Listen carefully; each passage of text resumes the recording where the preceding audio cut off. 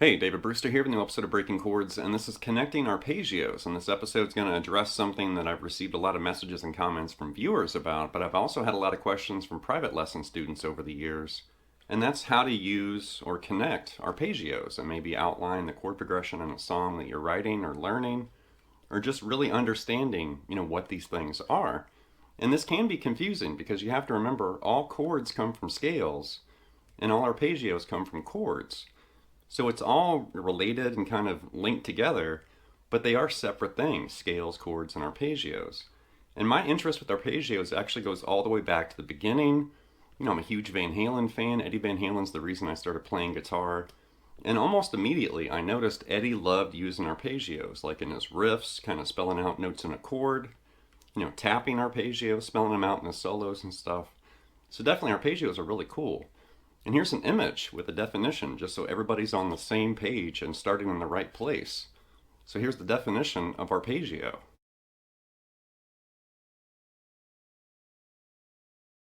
So as far as connecting arpeggios or making arpeggio progressions, you can actually relate this back to just chords, right? And with chords and chord progressions, you have diatonic and non-diatonic progressions. And the same is true with arpeggios too. So just keep in mind, diatonic means it stays or remains in the same key, and non-diatonic means that it moves between different keys. But here's an image with the definition of diatonic and non-diatonic.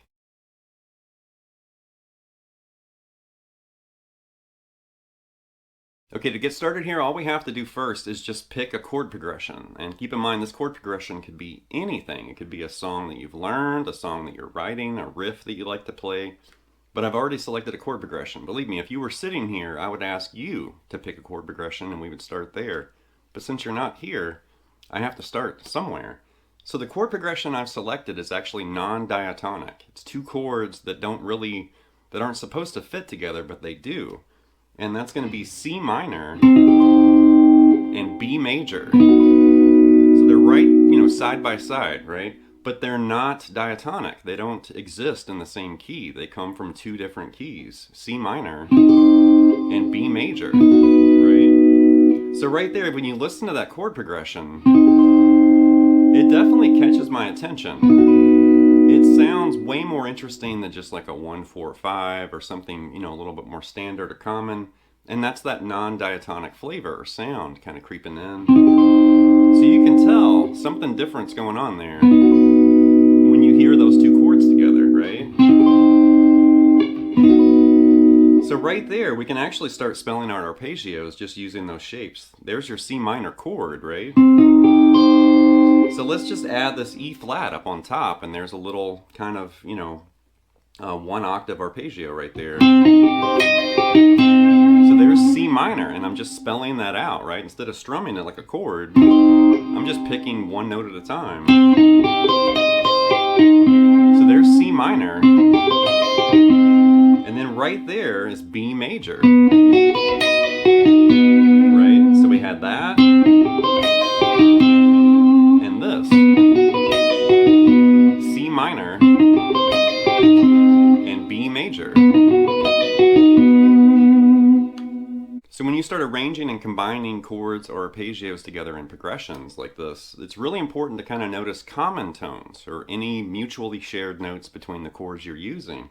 And right there you can see there's one common tone between those two chords, C minor and B major. And it's basically right here.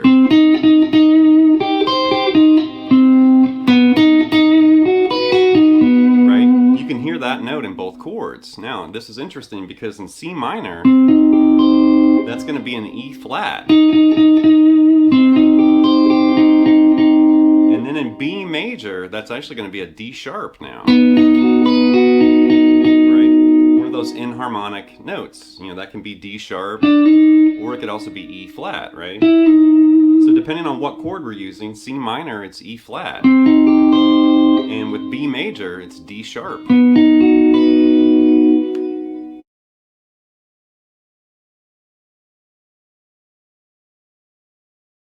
So right there, we were using those partial arpeggio shapes, right? This one for C minor, and that one for B major, right? So let's convert that to full bar chords or full, arpeggio shapes. So think of a full C minor bar chord right there, and then a full B major right there. And we could definitely relate this back to other, bar chord shapes like this one, for C minor and that one for B major. But let's just stay right in this neighborhood. Let's just lock in right there so you can really see what we're doing. And then of course we can move this to other positions and other keys. We can incorporate other chords. But let's just lock into C minor and B major right here.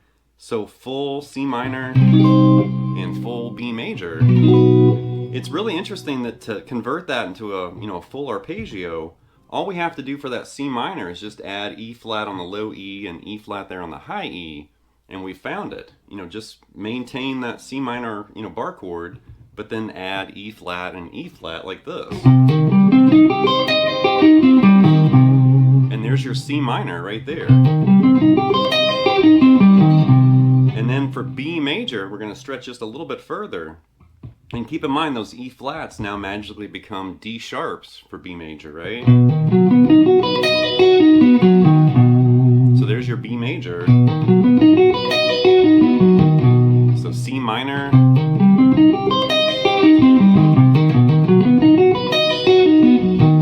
In that B major shape right there. And those are those full arpeggio shapes based, around those bar chords, but changed or converted into arpeggios. It's really interesting to kind of notice what's going on there. So one thing I like to do when I discover a new arpeggio fingering, or maybe I'm just really trying to work out the kinks with a fingering, is just playing like a flowing exercise, right? Where you just kind of flow from one into the next and you kind of smooth out any problem areas. So let's try that. We're going to do an ascending version first, ascend through C minor and then descend, and then switch to B major and ascend and descend like this.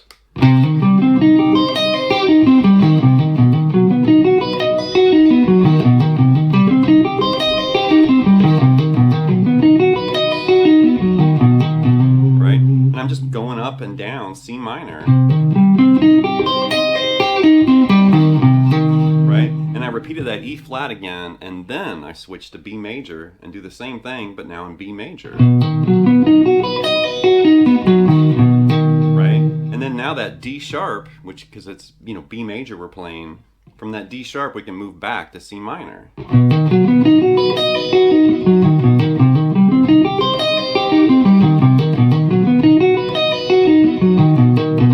Right? Now we could play the reverse of that just to see what happens and see what it sounds like. Now start at the top and descend and then ascend through C minor like this. And right there you want to basically do that extra pull off at the end and then switch to B major and do it right there.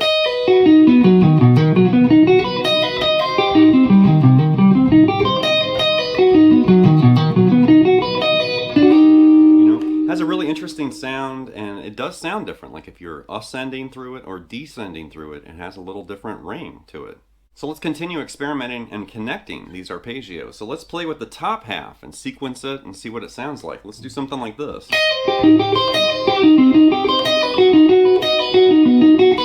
Right, so we're just basically coming down C minor, stopping there on the G string and then going back up, on that E flat, and then come all the way down and back up.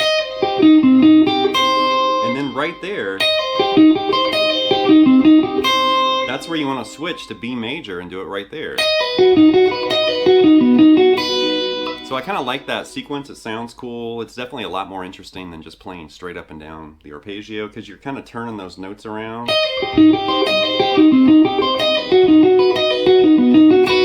Something like that. Let's do that on the bottom now. Let's play the bottom half of this and do right,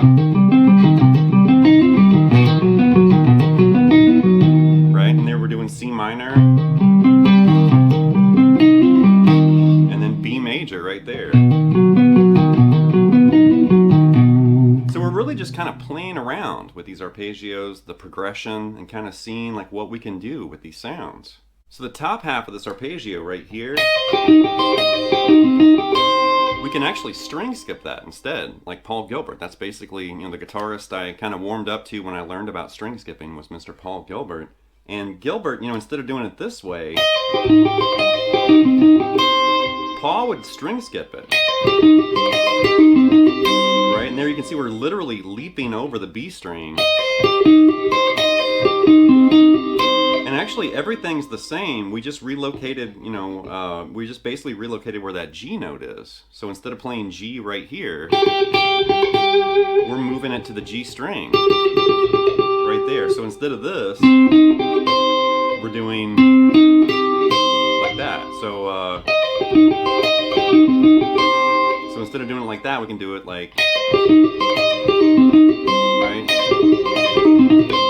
And then the same thing for B major right here. Instead of doing this,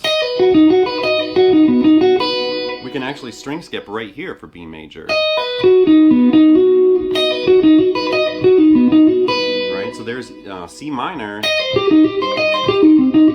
and B major, string skipped. All right, now to move away from basic triads, let's convert, C minor and B major into seventh chords, and that's going to convert it like this. So we had C minor, and now we're just going to change that to C minor 7. And then we had B major, and now we're going to convert that into B major 7. Right? So it's the same thing, it's just now we're using seventh chords. So it's really interesting once again to kind of notice like the mutually shared notes. That's really important. And for C minor 7, right here, there's just like a little 1 octave, fragment of it right there. But there's your C, E flat, G, and B flat, right? And then for B major 7, we have a similar thing happening with the seventh chords that we saw with the triads. So for, C minor 7, we've got that C, E flat, G, and B flat. And then for that B major 7, we've got B, D sharp, that F sharp right there, and now that's A sharp. Instead of that B flat, now we got A sharp, for B major. So we still, have mutually shared notes, but instead of 1, now we have 2 mutually shared notes, even though they technically take the enharmonic name. So they're kind of camouflaged in a way, right? Because that looks like E flat and B flat, and then when you change it to B, that suddenly becomes D sharp and A sharp. So that can be a little confusing, and here's an image trying to help, you kind of see what's going on here.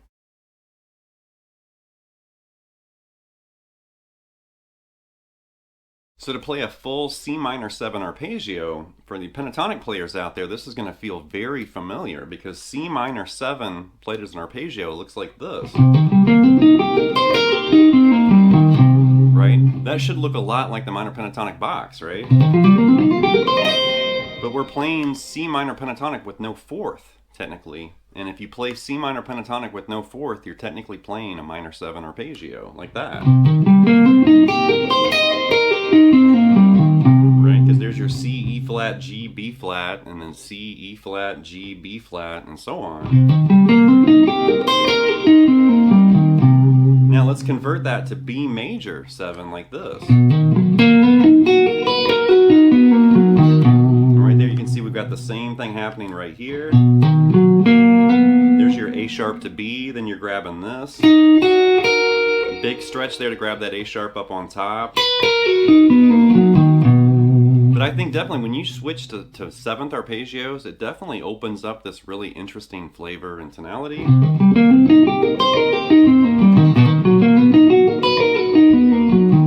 That's definitely leading you towards something different than we heard, when we played with triads. At this last area, I'm going to basically talk about octave linking arpeggios. This is yet just another way of kind of getting around, and there's a lot of other things I haven't discussed in this episode as far as using arpeggios. We didn't talk about tapping or anything like that, but I've talked about octave linking before.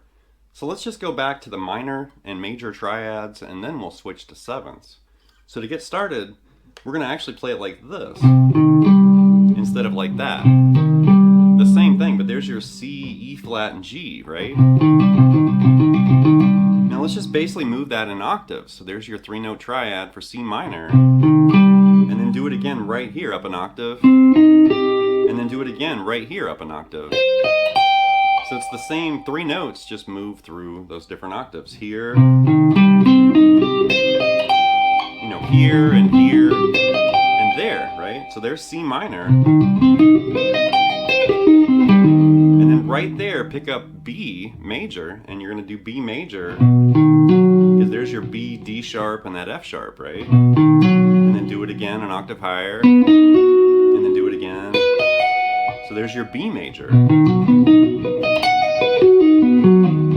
Right? And it's really interesting to kind of play around with that and notice, like, you know, combining positions and kind of moving around the fretboard. And you're thinking about what you're playing. You're thinking about those notes, which that's crucial. You have to start thinking about what you're doing. Right? And then we can change that into seventh chords. So for that C minor, all we have to do is pick up a B flat, right?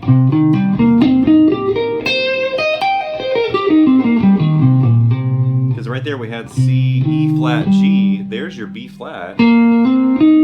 There's your B flat.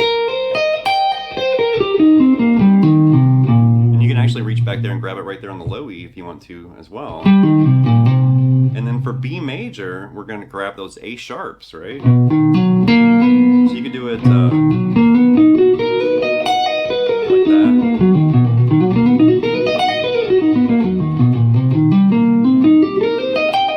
And I just think that sounds really cool. It sounds complete and flowing the way it moves, you know, from tonality to tonality.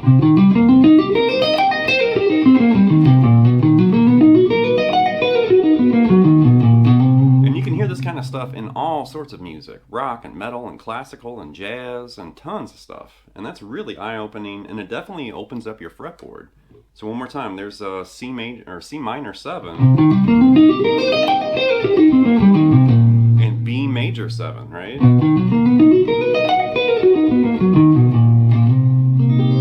All right, that's going to wrap this episode of Breaking Chords with Connecting Arpeggios. And I purposely made this episode a little bit differently than what you might see like in a basic, you know, arpeggio book or a theory book or something like that, because it does seem like they typically steer toward diatonic progressions and they keep it really, you know, kind of streamlined and locked into one key. And I do play diatonic music a lot, but more often than not, especially the music I like to write, I rarely ever play diatonic music, you know, myself.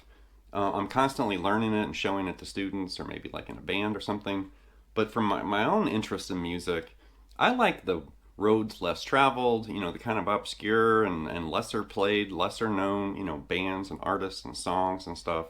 Because I get tired of playing the same old stuff over and over and over. Sweet Home Alabama or something like that, where it's like, okay, geez. But I like to keep it fresh and mix things up, because, you know, after a while things start to get kind of stale, and you have to put some new ideas and new things, you know, under your fingers, or you're going to get stale as far as your guitar playing. And doing stuff like this, it really opens up, you know, your fretboard, opens up your mind, opens your ear, and it gives you a chance to kind of play around with music, experiment, and create something, you know, different or new. And I love doing stuff like this. So anyway, leave some feedback and comments. Please subscribe to Night Lessons, and I'll be back before you know with more content and material. Thank you.